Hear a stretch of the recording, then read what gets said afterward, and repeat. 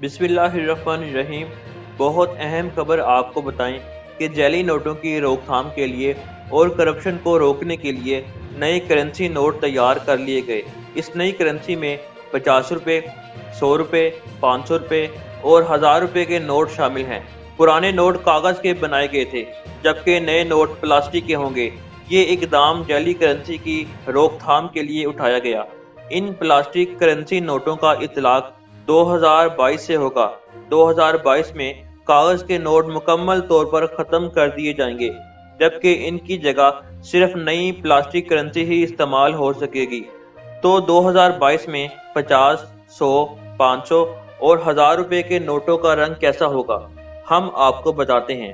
2022 میں 50 کے نوٹ کا رنگ جامن، سفید اور سلور ہوگا، لیکن اس بار کیٹو تصویر کی جگہ فیصل مسجد کی تصویر ہوگی، اور وہ بھی آگے اور پیچھے دونوں سائیڈوں پر۔ اور اب باری آتی ہے 100 روپے کے نوٹ کی۔ تو اب 2022 میں 100 روپے کا نوٹ سبز رنگ کا نظر آئے گا، اور اس پر اسلامیہ یونیورسٹی پشاور کی تصویر بھی دونوں سائیڈوں پر نمایاں کی گئی ہے، اور اس نوٹ پر سبز اور سفید رنگ کی وجہ سے قومی پرچم کی جھلک بھی نظر آئے گی، لیکن ہوگا یہ نوٹ پلاسٹک کا۔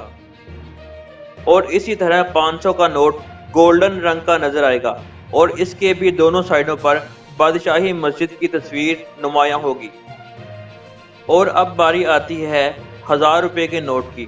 تو 2022 میں 1000 روپے کا نوٹ مٹی رنگ کا ہوگا، اور اس کے دونوں اطراف قائد اعظم کا گھر ہوگا۔ ان پلاسٹک کرنسی کے نوٹوں کو پشاور یونیورسٹی میں فائن آرٹ ڈپارٹمنٹ کے نور الحسن نے ڈیزائن کیا۔ اب یہ پلاسٹک کرنسی جعلی نوٹوں کی روک تھام کے لیے کس حد تک فائدہ مند ثابت ہوگی، یہ تو آنے والا وقت ہی بتائے گا۔